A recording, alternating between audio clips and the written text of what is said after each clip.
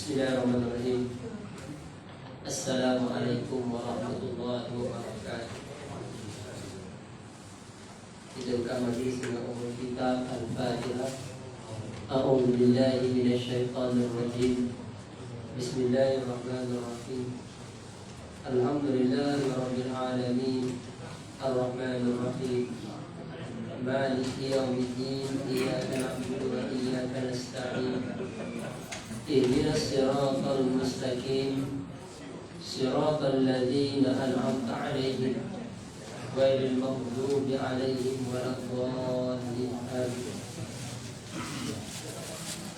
Innal hamdalillah nahmaduhu wa nasta'inuhu wa nastaghfiruhu wa nastahdiih wa na'udzu billahi min shururi anfusina wa min sayyiati a'malina. Man yahdihillahu fala mudilla lahu wa man yudlil fala hadiya lahu. Asyhadu an la ilaha illallah wa asyhadu anna Muhammadan 'abduhu wa rasuluh. Allahumma shalli wa sallim ala sayyidina Muhammad wa ala alihi wa sahbihi wa barik wa sallim. Qala Allah ta'ala fi kitabil aziz, ya ayyuhalladzina amanu taqullaha haqqa tuqatih wa la tamutunna illa wa antum muslimun. Qala rabbi shrah li sadri wa yassir li amri wa hlul 'uqdatam min lisani yafqahu qawli. Qala subhanaka la 'ilma lana illa ma 'allamtana innaka antal 'alimul hakim. Demikian Imam pengurusi Nazir Masjid, tuan guru, para ulama, pimpinan masyarakat, hadirin hadirat, tuan puan yang dimuliakan oleh Allah Ta'ala. Marilah pada malam ini kita merampakkan rasa tinggi syukur kepada Allah di atas nikmat iman dan Islam dan nikmat kesihatan dan juga masa lapang. Kita selalu ingatkan orang supaya bersyukur, dan orang yang bersyukur biasanya ditambah nikmat. Maka salah satu cara bersyukur, kadang-kadang kita tak ingat, kita reset balik. Kalau komputer jam, dia reset balik, buat format balik, reset. Maka apabila kita bersyukur kepada Allah, la in syakartum la azidannakum. Sekiranya kamu bersyukur, kami akan tambah nikmat. Allah Ta'ala bagi kebaikan. Cuma di sana kadang-kadang kita tak nampak depan-depan, di sebalik hikmah kita tak nampak. Depan-depan kita nampak. Kalau kita mengharapkan dapat A, maka kita mesti A yang kita fikir. Kalau tak dapat A, kita anggap kita tak dapat, maka kita komplain. Maka sebab itu perlunya kita bersyukur di atas nikmat. Kita minta A, Allah Ta'ala bagi B, bagi C, bagi D, mungkin barulah kita rasa bersyukur. Maka nikmat yang paling besar yang perlu kita syukuri, nikmat iman dan Islam. Dan seterusnya, nikmat sihat. Apabila dah tak sihat, tuan-tuan, sahabat saya balik kampung, usia dah pencen dah ni. Banyak pokok jatuh, tuan-tuan, patah atas kaki, tulang belakang. Dah tak dapat datang ke masjid surau. Tapi masa sihat, nasib baik dari kaki surau. Okay. Selalu datang surau. Maka sebab itu kita bersyukur sihat yang Allah Ta'ala beri.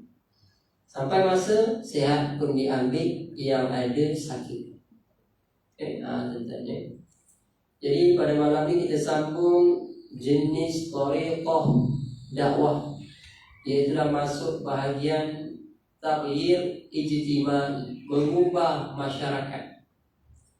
Merubah masyarakat, kita ubah masyarakat. Ini salah satu bentuk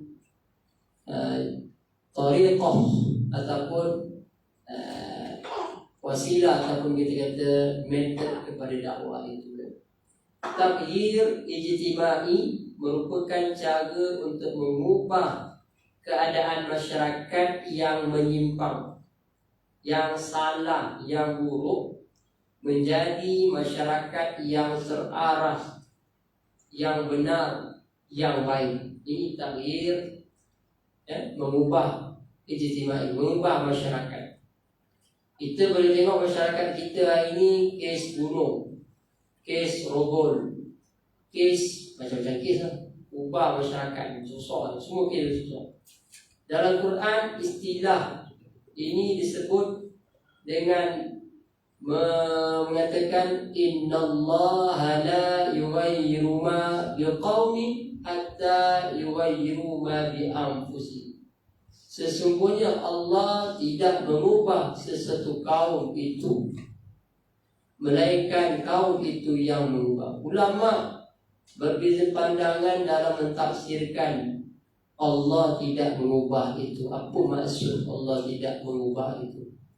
Ada yang mengatakan Allah tidak mengubah, maksudnya dulu kita semua ni baik, semua ni beriman kepada Allah. Semua kita ni alastu bi rabbikum, Allah Ta'ala tanya kita, qalu bala syahidna. Maka itu maksudnya kita telah ditentukan, kita ni beriman kepada roh kita telah berjanji semuanya beriman. Obama ke, Sami ke, Mutu ke, mereka, roh mereka itu beriman kepada Allah. Lalu dia lahir atas dunia, dia mengubah janjinya menjadi kafir, menjadi engkar, tidak Islam. Maka Allah Ta'ala kata, kami tak ubah kamu, melainkan kamu yang mengubah diri kamu. Maknanya menjadi jahat, menjadi tidak beriman kepada Allah. Menjadi baik, datang ke masjid surau pada malam ni, ini Allah yang gerakkan kita, Allah yang bagi petunjuk kepada kita. Berapa ramai di luar sana tak datang ke masjid, dia bukan tak dengar panggilan azan. Kalaulah Allah Ta'ala panggil semua, surau ni kena buat 2 tingkat, tak muat. Itu maksudnya. Maksudnya Allah tidak mengubah kita untuk menjadi jahat, melainkan kita pilih untuk menjadi jahat. Dan ada makna yang kedua, dikatakan sesuatu perubahan kepada kita, kita sendirilah yang memilihnya. Di depan mata kita ada signal yang Allah Ta'ala bagi, sama ada ilmu, pengalaman, ataupun sesuatu yang boleh memberi implikasi perubahan. Tengok hari nak hujan, mendung, maka kita pun sediakan payung. Hari nak contoh buat persiapan lah. Itu kita kata kita mengubah. Dah tahu hujan, kita naik motor, maka kita prepare baju hujan. Tapi kalau kita tak nak pilih, kita yang pilih tidak mahu berubah. Orang berhenti tapi tak apalah, aku okey je. Contoh gitu. Itu surah Ar-Ra'd ayat 11. Cara ini telah dipraktikkan oleh Nabi SAW dalam misi dakwah beliau sebagai agent of social change, iaitulah sebagai ejen perubahan dalam masyarakat. Yang mana apa yang Nabi buat masa singkat lebih kurang 23 tahun, 22 tahun, Nabi mengubah masyarakat jahiliyah, masyarakat yang jahil tentang Tuhannya, tidak bertamadun, masyarakat yang terdapat krisis akhlak, bunuh bayi perempuan hidup-hidup, contoh. Jadi Nabi ubah masyarakat ini menjadi masyarakat yang mulia, yang disegani oleh dunia. Nabi bina tamadun itu 22 tahun. Dan mengenai perubahan sosial tersebut, ada baiknya kita ambil pandangan penuturan seorang sahabat Nabi, Ja'far bin Abi Thalib. Ketika mana ditanya, dia kata, kami adalah kaum jahiliyah menyembah patung berhala. memakan bangkai. Tak tahu lah hari ni ada lagi orang makan bangkai ke tidak. Kita orang Islam tak makan bangkai, mesti sembelih. Ada hikmahnya rupanya makan daging yang disembelih, binatang yang disembelih. Sebab darah kotoran virus duduk di dalam darah dan darah. Kalau tak dialirkan keluar, dia akan merosakkan. Jadi Islam hikmah daripada situ. Maknanya Ja'far kata apa? Kami ni satu kaum jahiliah makan bangkai, sembah patung berhala. Jangan patung tu dia buat, dia sembah. Jadi kena brain, tak boleh nak fikir. Ja'far kata kan, mengerjakan perbuatan keji. Kata keji ni berkaitan dengan susah kan? Memutuskan hubungan kekeluargaan, sanggup bergaduh, berperang, berbunuhan. Ja'far kata, memusuhi tetangga, orang kuat kami tindas yang lemah, yang kuat tindas lemah, macam orang itu. Demikian keadaan kami hingga Allah Ta'ala mengutuskan kepada kami seorang Rasul dari kalangan kami sendiri yang kami kenal keturunannya, keturunan yang mulia. Kejujurannya terkenal Al-Amin, amanah, ada integriti, dan kesuciannya bersih daripada segala benda yang nak dinisbahkan kepada Nabi. Nabi terpelihara daripada menyembah berhala.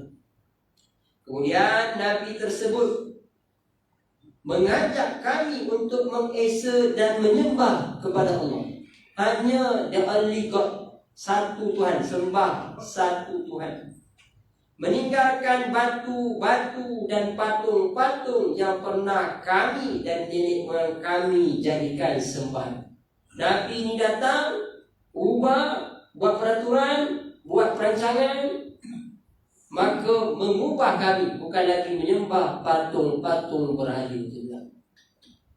Rasul itu menyuruh kami berkata benar, cakap betul, jangan menipu.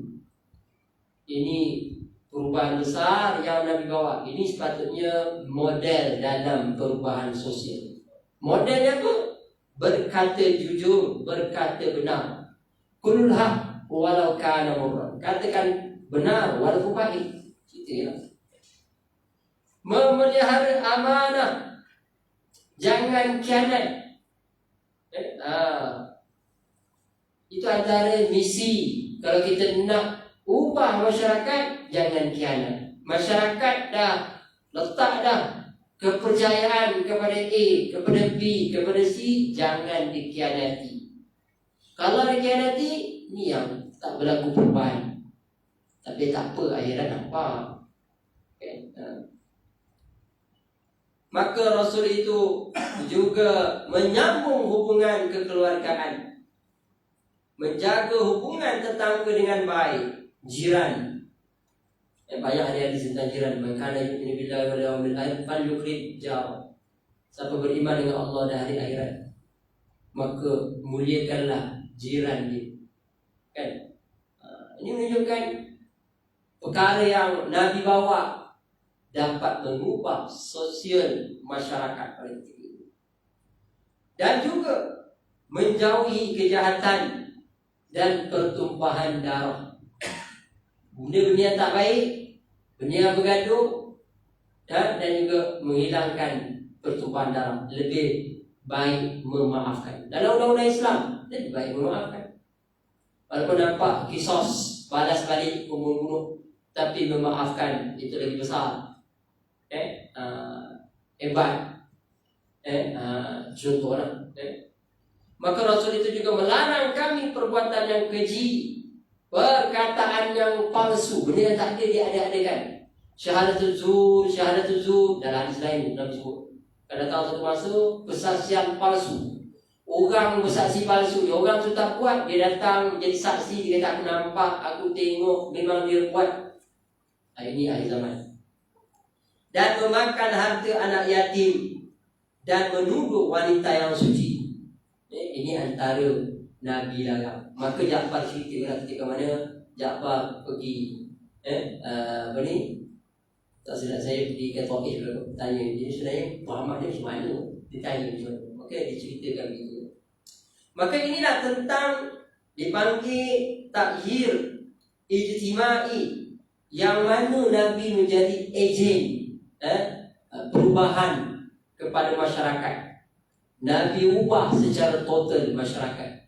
Tetapi hari ini kita dapati masyarakat kita seakan macam masyarakat jahiliah. Kes bunuh semakin menjadi-jadi, kes dera menjadi-jadi, minum arak, hina agama, macam-macam lagi kan. Jadi tak berlaku sosial, perubahan sosial, Maka dilihat dari susunan takhir ijtimai, tersusun daripada dua kata, iaitu takhir dan ijtima'. Yang pertama berarti perubahan. Yuwayyim itu maknanya ada satu proses yang menolaknya untuk berubah, bukan jadi ubah sendiri. Kalau ada satu air nak melalui, maka ditolak tembok. Kalau tak boleh penuh dari atas, kalau tak boleh bawah, dan habis itu. Kan? Ada tekanan yang mengubah tadi. Berarti yang kedua, ijtimai, kemasyarakatan sosial. Maka secara terangkailah kedua kata itu berarti perubahan sosial. Ini model metod dakwah yang kita boleh gunakan, perubahan sosial. Kita nak ubah masyarakat. Maka dalam sosiologi, takhir ijtima' diungkap sebagai perubahan sosial yang dirancang, berlaku perancangan. Dia tak boleh jadi kebetulan saja, tak sengaja. Dia mesti dirancang, ada proses, ada input, output. Maknanya dirancang, ada dia punya orang yang mengurus.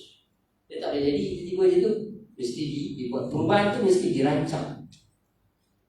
Ataupun direka lah. Senang macam tu. Tuan-tuan nak ubah apa? Tuan-tuan nak ubah keluarga sendiri. Kita nak jadi keluarga educated. Kita buat peraturan dalam keluarga kita. Semua orang mesti sekurang-kurang degree, contoh kan. Itu dalam keluarga kita. Kita buatlah format sendiri. Oh, tinggi sangat degree sangat. Sekurang-kurang diploma pun tinggi juga. Sekurang-kurang SPM tinggi. Sekurang-kurang SPM pun tinggi. Tak payah belajar. Macam mana nak ubah kalau pendidikan pun kita tidak angkat dalam keluarga kita? Maka kita kena letak standard lah. Letak standard. Kadang-kadang kita dah lepas. Ada PhD, maka anak kita belum tentu ada PhD. Macam mana kita nak ubah mentaliti, cara fikir anak kita supaya vision dia mestilah lebih lagi. Kan, dalam negara kita orang ada PhD tu biasa. Luar negara 2, 3, 4, 5, 10 PhD tu biasa. Kita satu dah bangga dah. Contoh kan. Jadi perubahan itu diletak. Itu contoh dalam aspek pendidikan. Dia ada penanda aras. Oh, saya tak mau belajar secara konvensional ni. Ini apa? Masuklah pondok. Berapa sarawi? Apa kitab yang kita dah habis. Yang penting ada titik perubahan. Benda yang dirancang dalam keluarga. Ada benda yang itu dalam keluarga contohnya. Begitu dalam masyarakat kita, satu taman ni mesti ada benda yang kita nak cuba ubah. Kan? Mesti ada benda kita nak ubah. Tapi di luar sana ada mereka-mereka yang merancang supaya kita tidak berubah. Kekal berpoya-poya. Sentiasa kita ni terhibur dengan suasana kan. Itu kerja mereka. Kerja mereka nak mengekalkan kita duduk zon selesa. Orang tak sembahyang ke tak apa, penting kau sembahyang. Kan, maka kita kena jadi sosial, perubahan sosial ini dengan meletakkan perancangan.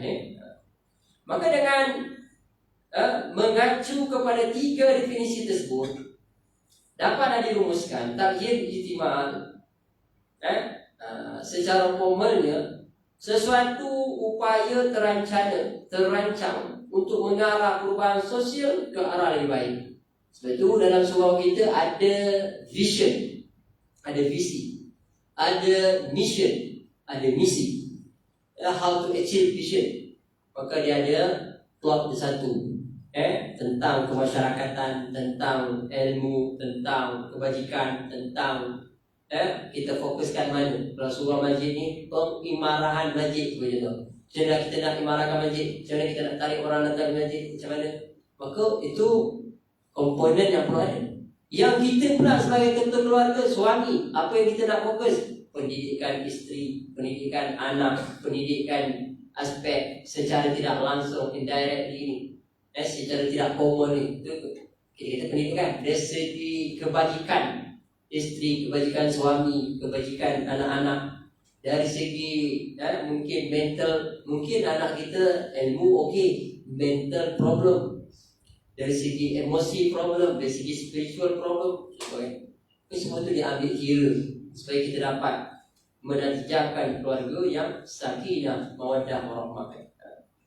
Dalam hadis dan Quran, perubahan sosial diungkapkan dengan beberapa, antaranya taghir ma bi qaumin, mengubah apa yang ada pada suatu kaum. Ini kita sebut tadi ayat tadi surah Ar-Ra'd tadi lahu mu'aqibatum min bayni yadayhi wa min khalfihi yahfazunahu min amrillah innallaha la yughayyiru ma biqaumin hatta yughayyiru ma bi anfusihim wa idza arada Allahu biqaumin su'an fala maradda lahu wa ma lahum min dunihi min wal.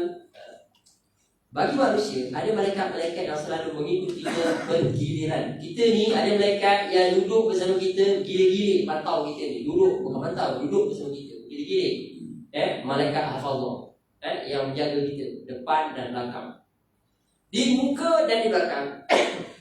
Malaikat duduk kat depan dan belakang kita ni. Malaikat. Jadi, jangan perasaan kita duduk seorang. Ada pihak lain yang bersama kita lah.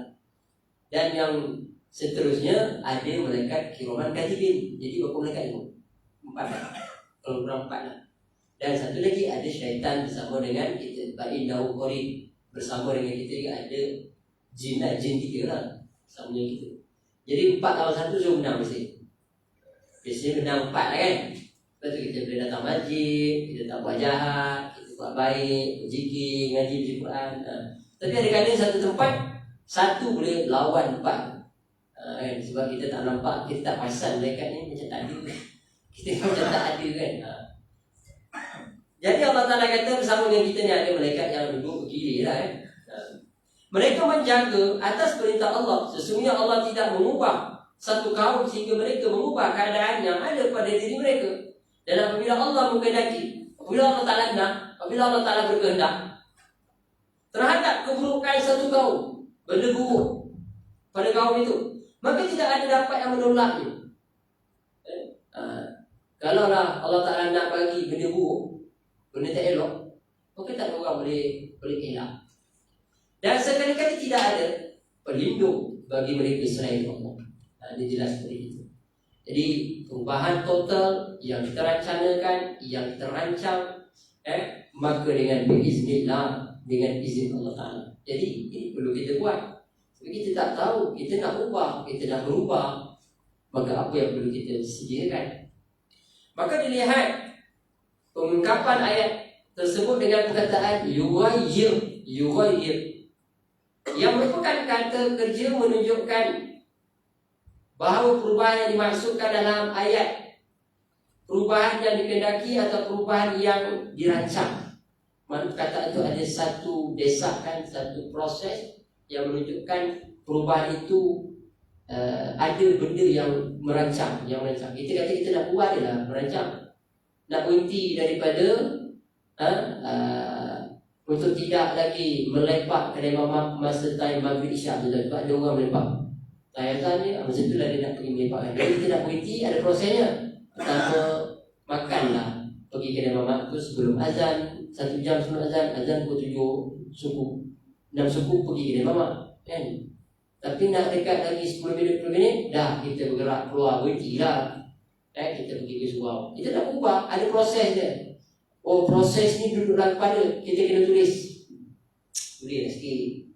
Kan Allah Ta'ala pun menulis. Tiba-tiba kita malas menulis. Kan Allah Ta'ala pun tulis. Semua benda yang ada dalam dunia ni Allah Ta'ala tulis. Tak ada yang tak termis.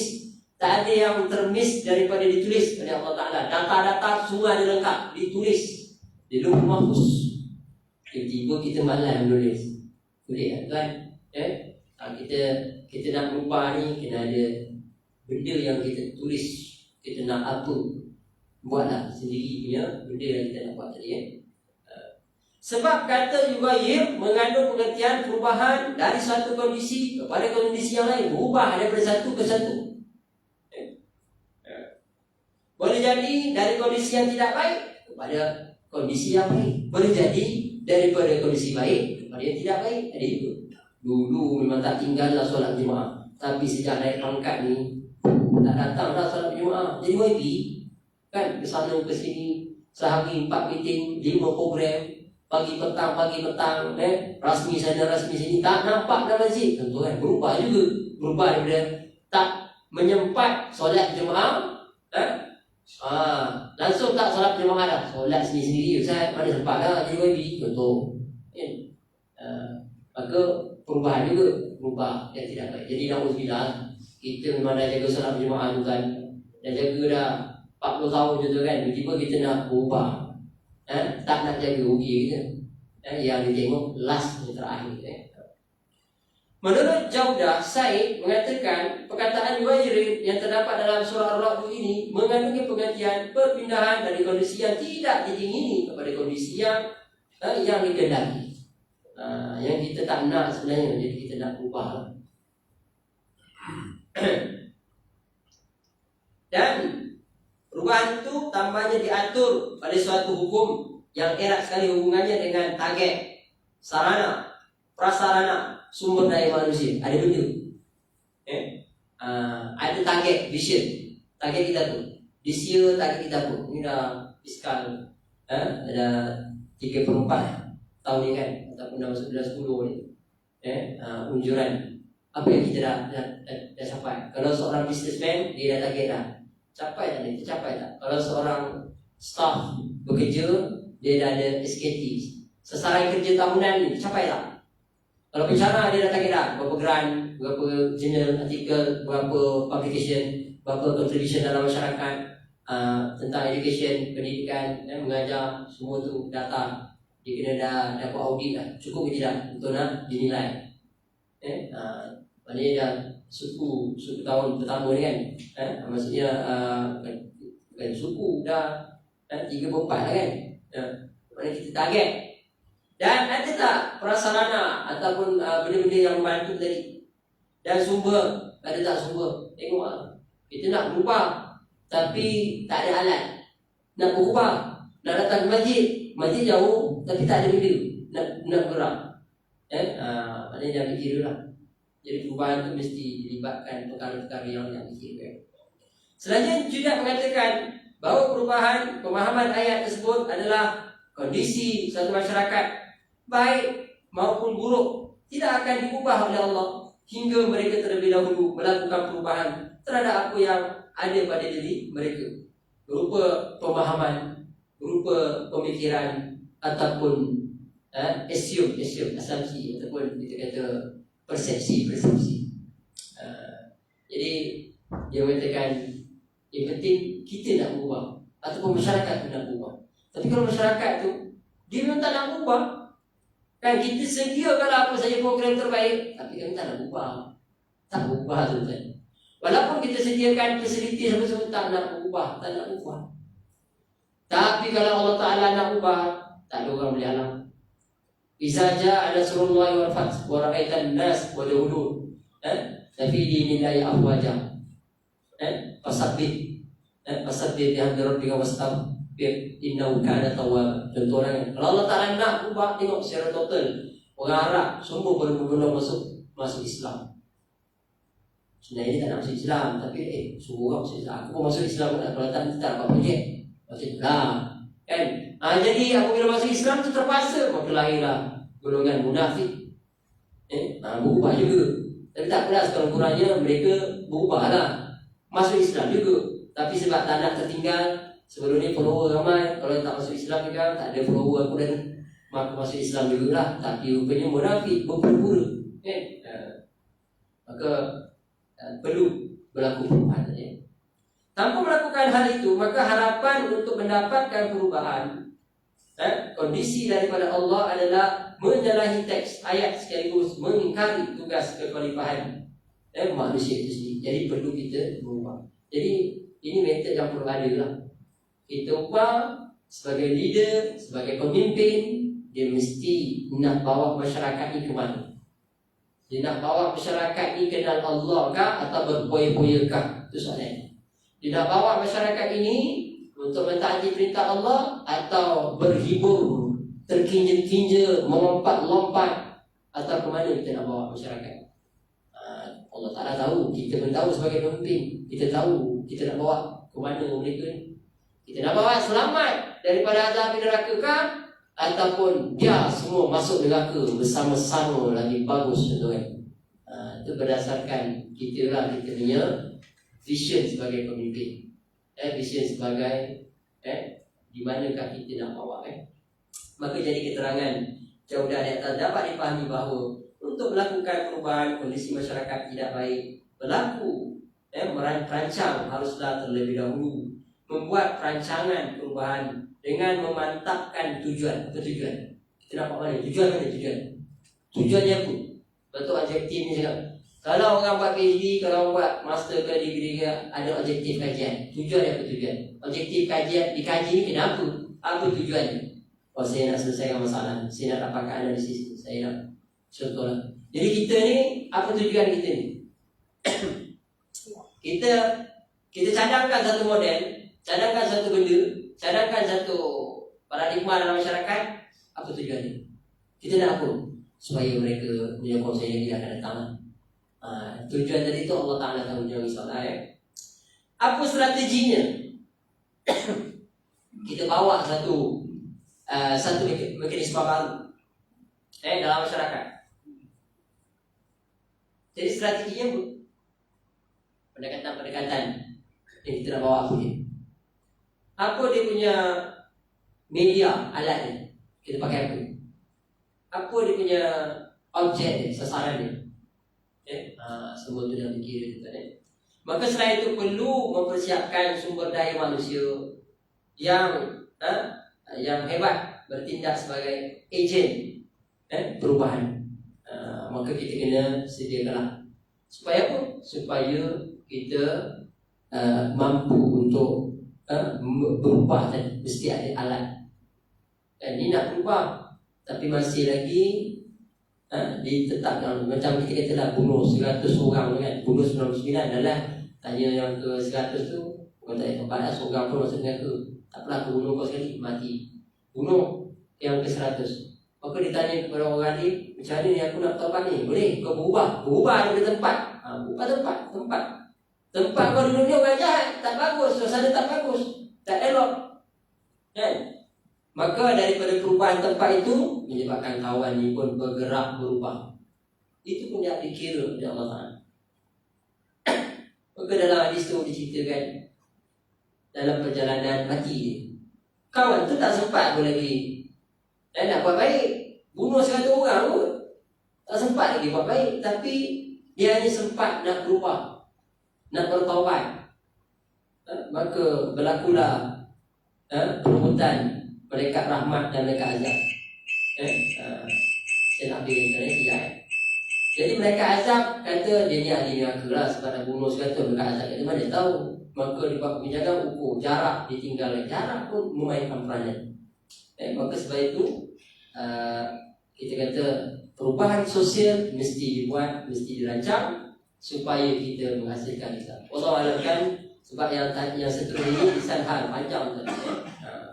Jadi itu saja pada malam ni, yang baik itu daripada Allah Ta'ala dan Mazli. Minta maaf secara terkasar bahasa. Assalamualaikum warahmatullahi wabarakatuh. Bismillahirrahmanirrahim. Alhamdulillahirrahmanirrahim. Wassalamualaikum warahmatullahi wabarakatuh.